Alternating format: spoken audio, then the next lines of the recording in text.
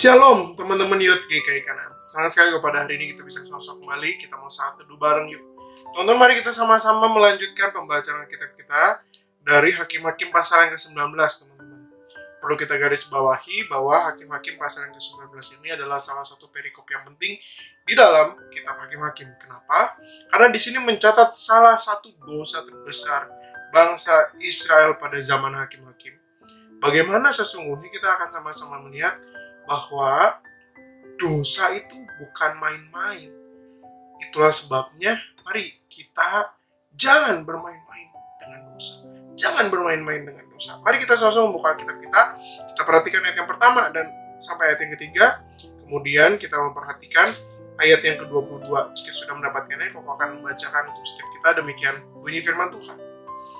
Terjadilah pada zaman itu, ketika tidak ada raja di Israel, bahwa di balik pegunungan Efraim ada seorang Lewi tinggal sebagai pendatang. Ia mengambil seorang gundik dari Bethlehem, Yehuda. Tetapi gundiknya itu berlaku serong terhadap dia dan pergi daripadanya ke rumah ayahnya di Bethlehem, Yehuda.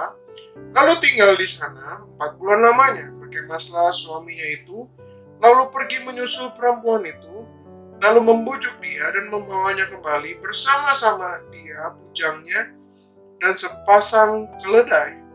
Ketika perempuan muda itu membawa dia masuk ke rumah ayahnya, dan ketika ayahnya itu melihat dia, maka bersukacitalah ia mendapatkannya. Mari kita sama-sama melihat ayat yang ke-22. Tetapi sementara mereka mengembirakan hatinya, datanglah orang-orang kota itu, orang-orang Dursila, mengepung rumah itu. Mereka menggedor-gedor pintu sambil berkata kepada orang tua pemilik rumah itu, bawalah keluar orang yang datang ke rumahmu itu, supaya kami pakai dia. Teman-teman, apa yang dicatat di dalam bagian ini kembali menyoroti mengenai orang Lewi. Setelah kemarin terakhir kita belajar tentang nikah, seorang Lewi juga. Kali ini seorang Lewi juga yang tidak disebutkan namanya, tapi kemudian dia menikahi seorang gundik. Nah teman-teman, seorang gundik, dan kemudian gundiknya itu kabur. Istilahnya dia selingkuh dengan siapa? Dengan papa dari suaminya, dari orang Lewi itu yang kemungkinan besar masih sama-sama orang Lewi. Nah, teman-teman, di dalam 3 ayat pertama saja kita sudah diperlihatkan bagaimana dosa itu ketika sudah ada, dia merasuki banyak orang di sekitar. Kemudian teman-teman, bukan hanya itu, di dalam ayat yang ke-22 kita sama-sama melihat juga bagaimana sesungguhnya ketika kemudian cerita itu berkembang, rumah orang Lewi itu didatangi oleh orang-orang yang ada di kota itu. Dan ternyata teman-teman, orang-orang di kota itu dikatakan oleh orang-orang yang bersifat. Nah, kemudian ketika kita membaca perikop ini sampai habis, teman-teman, di situ dikisahkan bagaimana orang kota itu menggunakan orang lain untuk kepuasan nafsu seksual mereka sampai orang itu mati. Nah teman-teman, ini dipandang sebagai noda di hadapan Allah. Sesungguhnya Tuhan memandang serius mengenai hal ini. Dan itulah sebabnya teman-teman, mari kita sama-sama belajar. Jangan pernah kita menyepelekan dosa. Sekecil apapun itu dosa yang kita lakukan, teman-teman, Tuhan anggap itu serius. Bahkan teman-teman, ketika kita memahami bahwa dosa itu memiliki dampak seperti efek domino. Setelah ada dosa satu, kita akan membuat dosa yang lain, dosa yang lain, dosa yang lain. Jadi banyak sekali. Itulah sebabnya teman-teman, jangan pernah bermain-main dengan dosa. Mari kita sungguh-sungguh belajar memohon Allah menolong setiap kita. Apalagi setelah kita kemarin mengikuti ibadah Minggu Hari Raya Trinitas begitu. Mari kita memohon pertolongan Allah Bapa, Allah Putra, Allah Roh Kudus supaya menolong setiap kita dapat menjauhi dosa, dan setiap kita dapat aware mengenai dosa yang sesungguhnya sungguh serius di hadapan Tuhan.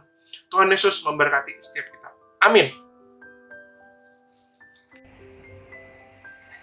Hai guys, itu tadi studi kita hari ini.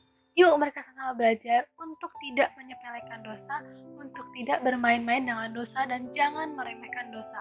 Sekecil apapun dosa yang kita perbuat, di mata Tuhan tetaplah dosa dan tetaplah salah. Jadi guys, kita harus ingat untuk tidak bermain-main ataupun menyepelekan dosa ya guys. Nah, untuk menutup studi kita hari ini, yuk mari kita Kita sama-sama bersatu dalam doa.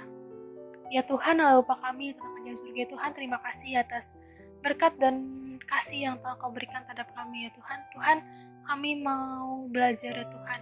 Lewat satu pagi hari ini kami belajar bahwa kami tidak boleh menyepelekan dosa. Kami tidak boleh meremehkan dosa. Kami juga tidak boleh bermain-main dengan dosa ya Tuhan. Kiranya Kau terus membantu kami agar kami juga dapat melawan. Kami juga dapat terus berjuang ya Tuhan di dalam kehidupan kami, dan kami juga dapat terus belajar untuk tidak menyepelekan segala sesuatunya, termasuk dosa ya Tuhan. Sekecil apapun dosa yang kami perbuat, tetap salah di mata-Mu ya Tuhan. Kiranya Engkau yang membimbing kami dan membantu kami. Di dalam nama-Mu kami berdoa. Haleluya. Amin. Nah guys, jangan lupa besok kita akan ada saat teduh bareng lagi di channel ini. Yuk kita bagikan materi saat teduh kita ke teman-teman kita yang lainnya, supaya semakin banyak orang yang mendapatkan berkat. Nah, buat kalian yang punya pergumulan ataupun pertanyaan, kalian bisa DM ke Instagram Youth GKI Kanaan. Dan jangan lupa buat dengerin podcast Youth GKI Kanaan. Nah, jangan lupa guys, tiap hari Sabtu kita akan ada Zoom Fellowship jam 7 malam. Untuk linknya nanti akan di-share di grup WA ataupun grup lain teman-teman. Have a blessed day, Tuhan Yesus memberkati. Selamat datang di obrolan santai anak milenial. Kita untuk episode kali ini mau ngebahas tentang puasa nih. Puasa itu Iya. apa nih? Nanti tahan lapar, tahan haus, ya itu nggak berguna gitu ya kalau itu tidak memperbaiki relasi kamu sama Tuhan. Berarti bedanya doa biasa sama doa puasa apa? Apakah kita lagi mau sesuatu baru kita puasa, mau cari Tuhan? Secara puasa doa itu pada dasarnya sama. Sedangkan masalahnya Allah yang kita punya adalah Allah yang tidak bisa disogok gitu ya. Tuhan tahu kebutuhan kamu dan Tuhan pasti akan mencukupkan kebutuhan kamu. Kita tuh ada jadwal puasa nggak sih? Jadi kok bicara tentang kapan jadwal puasa? Setiap hari kamu puasa boleh supaya kamu siap bertemu dalam Tuhan. Bagaimana sesungguhnya puasa juga mengajak setiap kita berkabung atas dosa-dosa kita. Penembusan dosa kan sudah dilakukan oleh Tuhan Yesus. Jadi sesungguhnya kita tidak melakukan puasa untuk keselamatan kita. Gitu ya.